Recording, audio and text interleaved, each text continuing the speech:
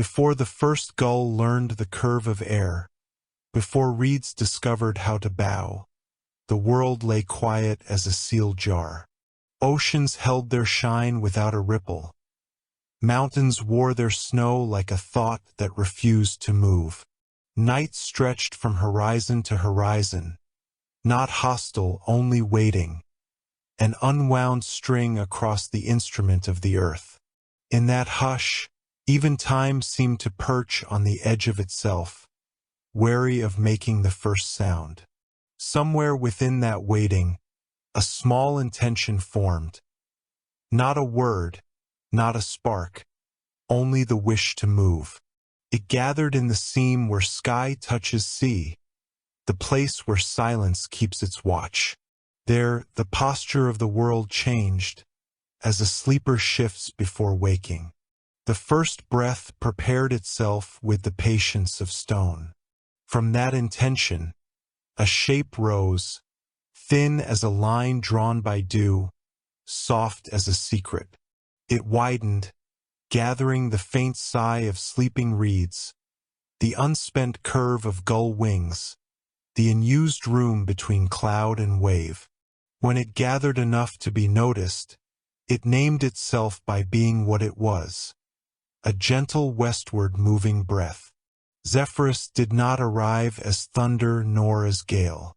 He arrived as a possibility ere remembering it could be a road. He passed over the sea and found it listening. He passed over the shore and found it willing. He passed between the rocks and the grass, and they parted for him with the courtesy they keep for rain. What am I? Zephyrus wondered, sampling the taste of salt and stone. The world answered by leaning toward him.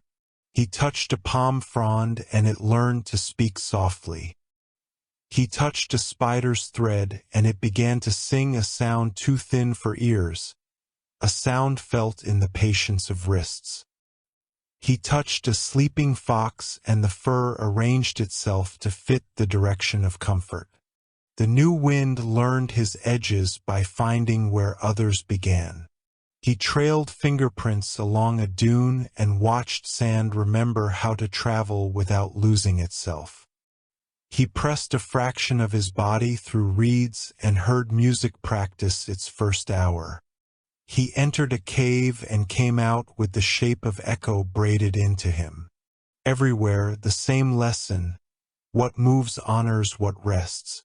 At the lip of the east, the horizon had not yet been painted by morning. It waited thin as a closed eyelid. Zephyrus arrived and hovered, uncertain. He had traveled the world's skin and found it kind, but here the air felt deeper, as if something massive waited to speak. "Why are you here?" asked the horizon, not with a voice but with a tension that pulled the world taut.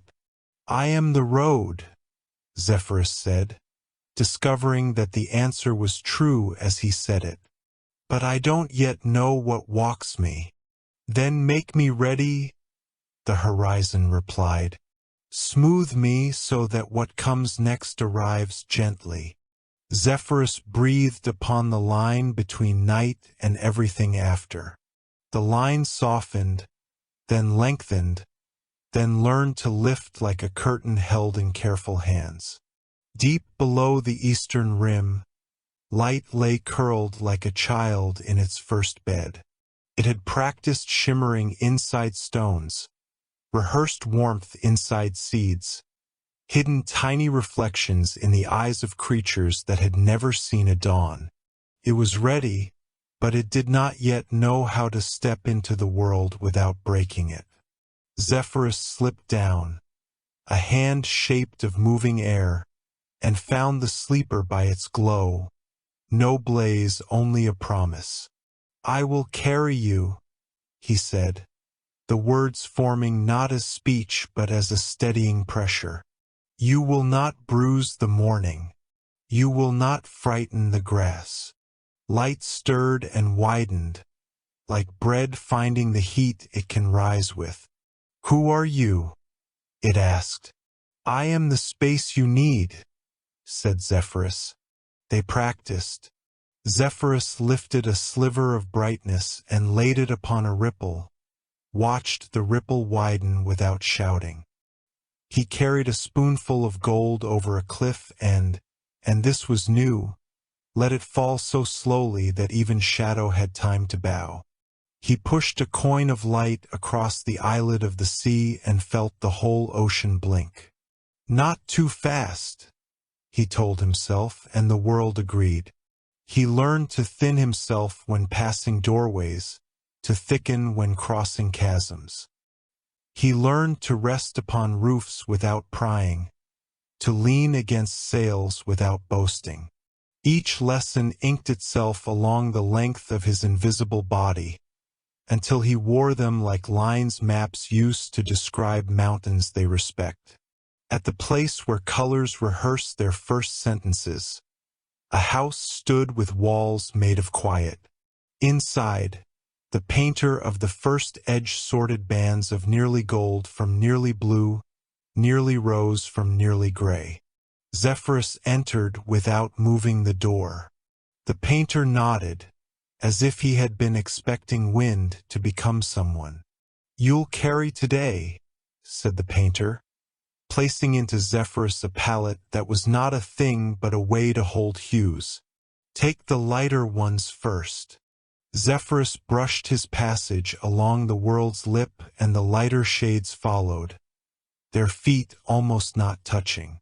The heavier colors waited, respectful, knowing their time would come when eyes had practiced welcoming.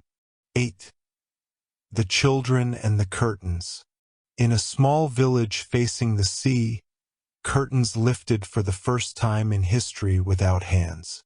Children sitting cross-legged on floors looked up and saw cloth behave like water.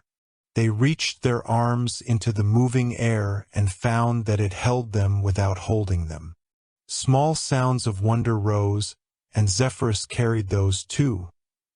Back across roofs into alleys, along paths where the first vendors placed baskets out of habit older than dawn. He learned that to carry joy is to become larger without needing to be seen. In a stone court where priests had for centuries argued about the correct hour to greet the day, Zephyrus slipped between their robes and arranged their candles so that the flames leaned together. The quarrel quieted, not from victory, but from alignment. The youngest acolyte felt his chest rise with the same timing as the wick and understood a truth no scroll had written. Prayer is the shape breath takes when it bows. The bells that called morning did not ring. They inhaled and exhaled together. The sound that came from them was not command but invitation. Ridge, lintel, rail, lip, shore, sill. Zephyrus learned the names of places where one thing becomes another. He loved them all. He loved the way a field ends where a path begins, the way a window distinguishes inside from sky without turning them into enemies. He loved the eyelid most of all, the small gateway that knows how much light a person can bear. He took the hint. When he went among sleepers, he tested the lids with feather pressure, asking silently, "Now?" If the answer was no, he moved on, leaving shade folded carefully like a blanket at a bed's edge. 11. The fisherman's net. On the first morning of wind, a fisherman stood at a cliff's low edge, knotting a net with fingers taught by hunger and weather. Zephyrus watched his labor and learned the pattern. Over, under, pull. Over, under, pull. He took a corner of the work and tugged at the exact right moment. The net tightened. The man looked up, surprised, then grinned into the air. "Friend," he said, not knowing he was right. He cast. The net opened in an arc that remembered the curve of swallows. When it fell with mercy. What he took would be enough. Inland, an orchard debated whether to trust the morning. cold still held low.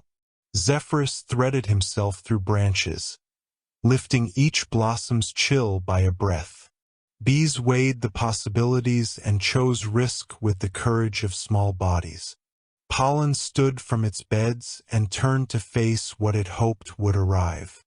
"Gently," said Zephyrus to the sun that waited just outside the door. "These are promises. They break if hurried." And the light, hearing that, learned to behave as warmth rather than as demand. At the quarter where new things sharpen, another presence crossed. Eurus, edge-bright and quick. He looked Zephyrus over with interest that felt like a test. "You are soft," said Eurus, not unkindly. "Will the world wake if you only stroke it?" "It will wake kinder," Zephyrus said. Eurus considered. "Then I will carve the clearings and you may lay the cloth." He sliced a path through a clutch of clouds. Zephyrus followed, smoothing their ruffled hems until they looked like deliberate curtains. For the first time, working together, the sky resembled a room someone could live in. 14. The Sleeper's Ear.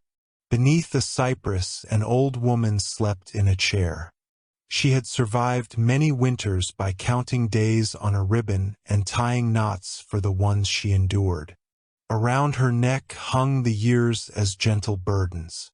Zephyrus brushed the ribbon and it chimed softly, a music of thread and patience. She stirred and smiled without waking, the kind of smile that forgives a house for being too quiet. He learned from her that waking is not always opening eyes. Sometimes it is only the face remembering to be at ease. By a beach barely named, Zephyrus found a gathering of waves practicing how to arrive without collapse. He became their teacher without intending to. "Lean," he said, "then yield, then return, a little changed." The waves listened. They learned that strength is only impressive when it knows where to rest. A lone shell on the sand turned to present its best side to the light now waiting beyond the sea's edge. Shells understand ceremony better than most empires. Back at the House of Dawn, the painter met him at the door with a brush of whispers. "When the light is ready to step, give it this to hold. It will teach color to pronounce itself without boasting." Zephyrus took the brush as a sailor takes a compass, aware that directions are covenants.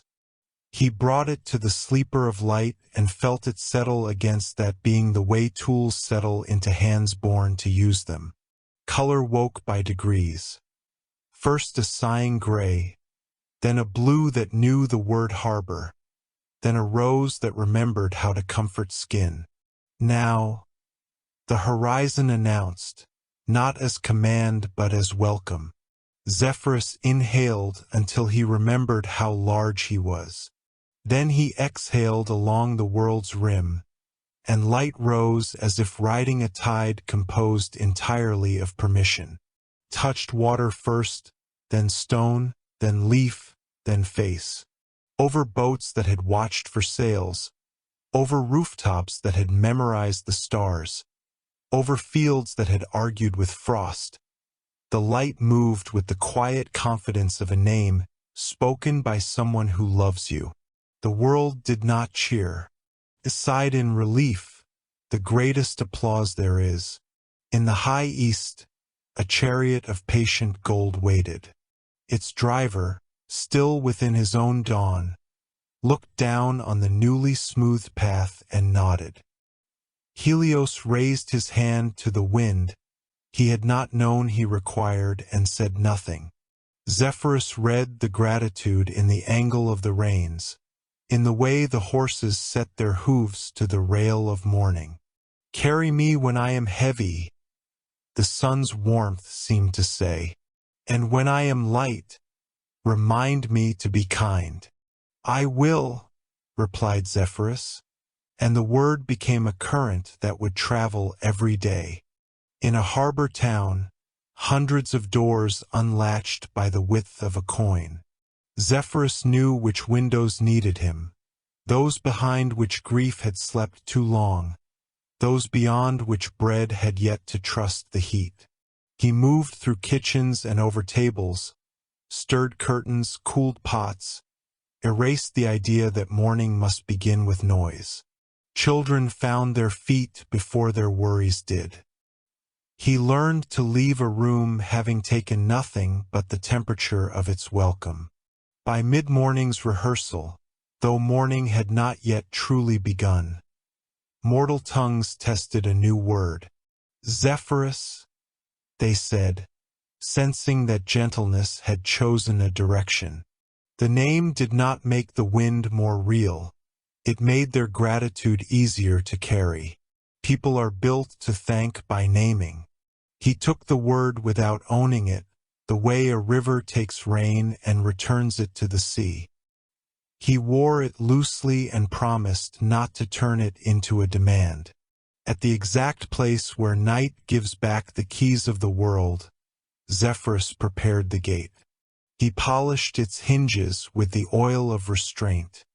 He checked the latch and found it was held by the smallest of courtesies. A pause. "Ready?" he asked the light beside him. "Ready," said the light that had become a companion. It lifted itself, not proud, simply sure. Together they stepped forward, the wind as path, the light as guest, and the gate swung inward without a sound. The birds tried their song and were surprised to find it matched the colors. The sea attempted a new glitter and discovered that glitter can be soft. A shepherd raised his hand to shade his eyes and found he did not need to. The brightness was behaving. Zephyrus filled the space between all things that needed space and left the rest alone. When at last the sun placed its wheel upon the rail of day and began to move, the world felt no jolt, only a smooth beginning, like a sentence that starts with please. He had been the breath before dawn. He would be, from now on, the quiet that makes arrivals kind. The world had begun to breathe. The stillness that once lay heavy as stone now hummed softly with the presence of movement. Zephyrus drifted across valleys and over seas, tracing the invisible lines that connected all living things. Wherever he went, the world remembered how to sway, how to lean toward the unseen hand that guided it. He discovered that motion was not simply freedom, it was language. At first, he rose toward the high peaks, drawn by the way they cut the sky into careful silences. Their ridges caught him like the fingers of sleeping giants. Snow clung to their crowns, and he brushed against it gently, teaching it to fall in slow spirals. "Do you speak?" Zephyrus asked the mountain. The mountain did not reply, but its echo followed him down, shaped like a word that had waited 1,000 years. In that echo, Zephyrus learned patience. He realized that the mountains were the world's memory, old and slow, yet kind. Each gust he sent through their ravines carved a small note of gratitude into their frozen hearts. Beyond the peaks, rivers threaded across the land like shining veins. Zephyrus followed them, watching how water imitated thought, winding, hesitating, then moving again. He brushed their surfaces and saw ripples spread, each one carrying a question into distance. "Where do you go?" he asked. "To where we began," the rivers murmured. "All motion is return." Zephyrus understood. The world did not move to escape itself. It moved to remember. Every current, every drift of air was the earth thinking aloud. He wandered next to the plains, where fields stretched farther than dreams. The grasses bowed as he passed, not out of fear but recognition. Here Zephyrus learned rhythm. The grasses did not resist him. They swayed in agreement, showing that gentleness could be strength. He moved faster, then slower, and the plains followed like a choir learning the rise and fall of breath. When the night came, dew gathered like stars reborn upon the earth. Zephyrus lingered there, brushing his fingers across each blade, realizing that even the smallest movement could become a song if the world was quiet enough to hear it. Far to the south, he found a city whose streets were narrow and still. Dust lay thick in the corners, and windows were sealed as if the world had forgotten them. He drifted through the alleys, slipping through keyholes under doors, along rafters. The people within stirred in their dreams. Curtains trembled. Lamps flickered. "What is this place?" he wondered. "It is where motion died," said a voice, faint but familiar. He turned and saw his own reflection in a pool of stagnant water. "Then breathe again," he whispered, and he did. The city awoke not in noise, but in sighs. Bread rose in forgotten ovens. Windows opened like eyes remembering light. And the people, though still dreaming, smiled without knowing why. Zephyrus crossed into a land where the horizon shimmered with heat. The desert was a sea without forgiveness. Nothing moved there, not even shadow. He tried to pass, but each gust he gave was swallowed by silence. He grew weak, uncertain if the world had boundaries after all. Then a voice emerged, dry and vast. "Why do you hurry?" asked the desert. "Because I fear stillness," said Zephyrus. "Then learn from me," said the sand. "There is motion even in the unmoving. Wait, and you will feel it." So he waited, and in time he felt it. The slow dance of dunes, the crawl of heat, the sigh of grains slipping beneath themselves.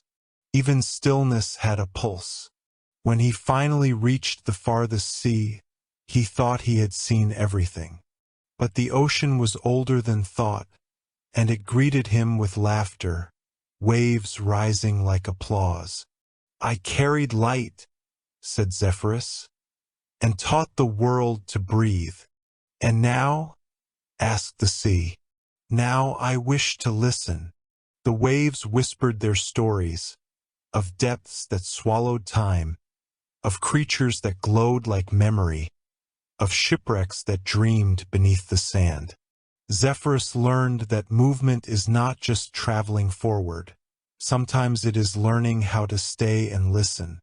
One morning, as he drifted above the calm horizon, he saw the sun's reflection shimmer across the water. It was Helios, the radiant one, whose chariot had not yet taken to the sky. "Are you the one who carried me once?" the sun asked softly. "Yes," said Zephyrus, "and I would again." The light brightened, painting his invisible body with color. "Then we are bound," Helios said. "When I rise, I will follow your path. When I tire, you will cool me. Together, we will teach the sky to live." Zephyrus bowed, unseen but felt, and the day began. And so he circled the world again, tracing every river, mountain, city, and shore he had known. He found each place changed, not larger but more alive. The world breathed deeper now, each dawn arriving a little softer, each dusk leaving a little less fear. He understood then that wind was not a journey but a memory of journeys, a bridge between what has passed and what still waits to begin. There came a time when Zephyrus no longer knew whether he was moving or being moved. The skies he once crossed so freely now shimmered like mirrors, showing him pieces of himself in every passing cloud. He wondered, what is a wind? if not the breath of something larger. And if the world slept once before, could it dream again through him? In a valley carved by forgotten storms, Zephyrus found a hollow where no sound escaped. He entered softly, expecting silence. Instead, he heard a whisper. It was his own, but it spoke differently, slower, deeper, older. "I have waited," said the voice. "For what?" "For you to stop." Zephyrus hesitated. For the first time since the dawn of movement, he did not stir. The air thickened around him, curling inward. His reflection appeared, not in glass, but in air itself outlined by golden dust. "I am what remains when you are gone," it said. "I am stillness made memory." The reflection drifted upward, merging with the clouds. Zephyrus followed. The two winds, one restless, one serene, danced together through the upper reaches of the world. They spiraled around the pale moon, weaving patterns that glowed faintly like the veins of thought across the heavens. Every twist of air revealed another truth, that movement required its twin, the unseen calm within. He remembered the desert's words. There is motion even in the unmoving. Now he understood. Stillness was not death. It was listening. Days passed, though to wind, days mean nothing. He traveled with his reflection to where the auroras burned, rivers of color pulsing above sleeping lands. There, each light seemed to breathe with him. "Do you know why you exist?" asked the reflection. Zephyrus turned. "To move." "No. You exist so others can rest." It struck him like lightning without thunder. All his wandering, all his touch upon the world, it was never for himself. The trees he bent, the waves he carried, the mountains he caressed, they all needed him, but never saw him. He was the unseen tenderness between worlds. Zephyrus descended to the ocean's floor, where no wind should ever go. But the seas, remembering him, parted softly. There, in the silence beneath sound, he found his reflection waiting once more. "Why come here?" "To find the place where motion ends," said Zephyrus. He looked upon the still water, not even a ripple, and exhaled. The breath rose slowly, twisting upward, dividing the sea for a heartbeat of eternity. And in that moment, the ocean breathed back. For the first time in the history of creation, air and water shared the same sigh. When Zephyrus rose again into the sky, something followed him. A lighter, gentler wind.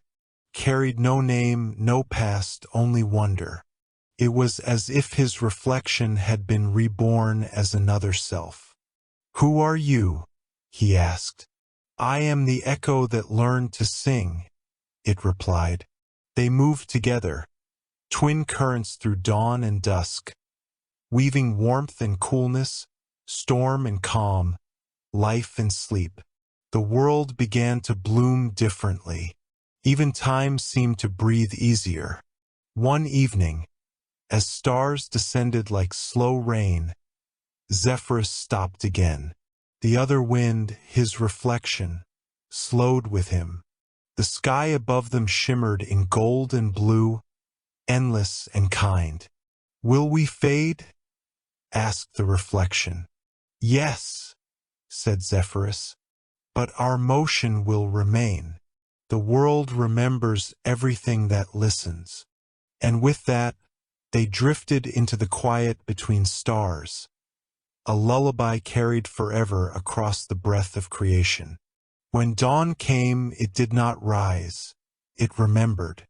A dim golden warmth began to stir along the horizon, hesitant as if waking from centuries of sleep. Zephyrus drifted across that fragile line where darkness surrendered its final sigh to light. He felt it before he saw it, the pulse of something ancient, radiant, and vast. The air trembled, the sea shimmered, the world held its breath. And then, from beyond the edge of all things, the sun emerged once more. Helios rode his chariot not in fire, but in memory, the glow of every dawn. There came a time when the world no longer feared the end of day. For Zephyrus had taught the sky to breathe in and out in light and shade, and even the sun began to listen. The fire that once roared across eternity now learned rhythm. And rhythm, as all things do, became song. It began with warmth. The first wind of summer rolled gently across the sleeping meadows, carrying the scent of golden grass and salt. Zephyrus guided Helios's rays like a hand upon silk, spreading them softly so the earth could awaken without burning. "You must not pour yourself upon the world," said the wind. "Then how shall it live?" asked the sun. "By your touch, not your blaze." And so, the first summer was born. Not a season, but a sigh of balance. The rivers gleamed without boiling. The flowers. When the warmth had lingered long enough, Zephyrus whispered a different melody. His voice carried a low hum, filled with softness and sorrow. "Let them rest now," he said. Helios dimmed. The fields glowed amber. The forests turned to fire. But this time the flame was gentle. It did not consume, only transformed. Every falling leaf was a farewell. Every gust of wind a promise that the sun's return would be just as kind. Zephyrus drifted through the valleys, watching life bow gracefully before sleep. Then came stillness. The breath of the world grew thin. Even Zephyrus, the eternal wanderer, slowed. "Must I stop?" he asked the sky. "Only to listen," it answered. Snow began to fall, not from clouds but from memory. Each flake was a dream of warmth, a tiny light asleep in the arms of the cold. The oceans sighed beneath their frozen veils, and the stars reflected upon them like lanterns of patience. In that silence the world discovered peace, and Zephyrus, who had always moved, learned the beauty of es. When the quiet became too deep, Zephyrus took a breath. The air shimmered, soft, uncertain, but full of longing. Beneath the snow, roots stirred. The sleeping rivers turned in their dreams. "Wake," whispered the wind. The sun heard and smiled, and light, reborn through rest, touched the earth once more. Spring rose like a memory remembered. Colors returned to the sky. The oceans unfurled their hands. Birds traced invisible songs across the horizon, and even the stones seemed to hum. Everywhere the wind, when Zephyrus looked upon the world, he realized his melody had become a circle. Summer's exhale, autumn's sigh, winter's pause, spring's breath. All turning, all singing, none alone. Helios glowed gently at the center of it all. "You've taught me to rest," he said. "And you," Zephyrus answered, "have taught me to rise." The two forces bowed to one another, light and motion, forever entwined. Their dance became time itself. Their silence became eternity. Ages passed. The mountains changed.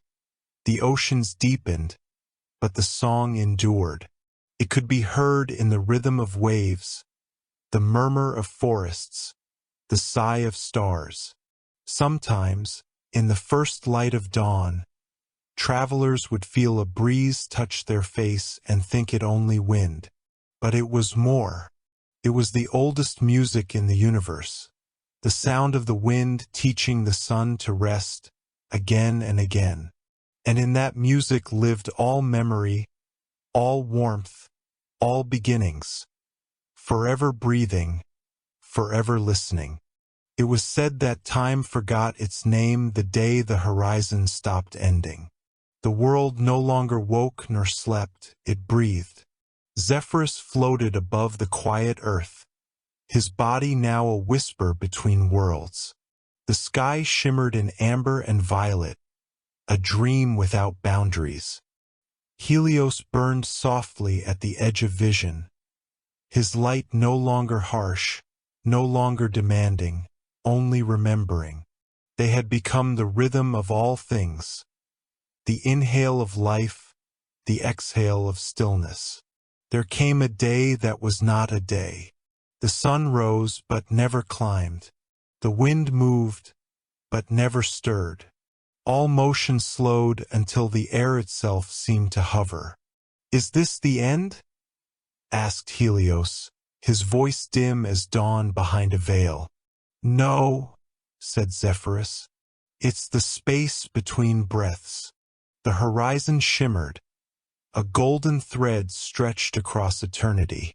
For an instant, the two forces saw everything they had ever touched. Every wave, every leaf, every dream whispered into being. It was not memory. It was presence, the universe remembering itself. Zephyrus drifted into the upper sky, beyond the reach of any star. There, the cosmos unfolded like a vast lung, galaxies pulsing with light, nebulae swirling in slow, eternal grace. He realized that even the void was full of breath.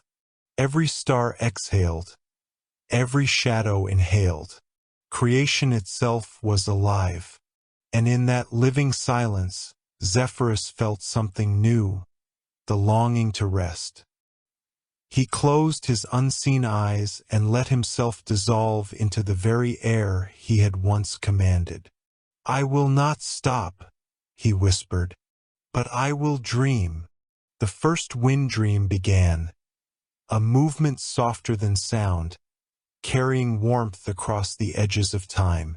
Helios, too, felt the pull of slumber. He had burned across every horizon, sung every dawn into being. Now his flame began to flicker not from weakness, but from peace. He turned to Zephyrus's voice, faint as a lullaby. "Do not fear the quiet, my friend. Even light needs its night." The sun smiled, and for the first time since the birth of fire, closed his eyes. His rays folded inward, not vanishing, but sinking, becoming part of the dream. And so the last light of the first world did not go out. It became the heartbeat within all living things. The sky dimmed into deep indigo, yet it was not darkness. It was depth. The stars shimmered like thoughts adrift in a sleeping mind. Every breeze carried a song, though none could say from where. It was the sound of a world exhaling. Children born in the centuries after would sometimes wake to the rustle of leaves and swear they heard a whisper in the air, a name carried by the wind, Zephyrus. And in the dawn that followed, the light would touch their faces gently, as though the sun itself remembered their dreams. Ages passed, though neither wind nor light returned as they were. But their essence lingered, not as gods, not as myths, but as the quiet pulse of all motion. When lovers touched, when waves met shore, when a breeze stirred the flame of a candle, there they were, two halves of the same eternal sigh. Time itself learned their rhythm. The universe slept and woke, dreamed and remembered, endlessly. At last, the dream began to rise again. The horizon brightened, the air stirred, and though no voice called it forth, dawn returned, not as a beginning, but as a continuation. In that golden silence, one could almost hear a whisper, "Carry the light, rest when it fades." The sky shimmered, infinite and tender, and somewhere between the breath and the dream, the world smiled.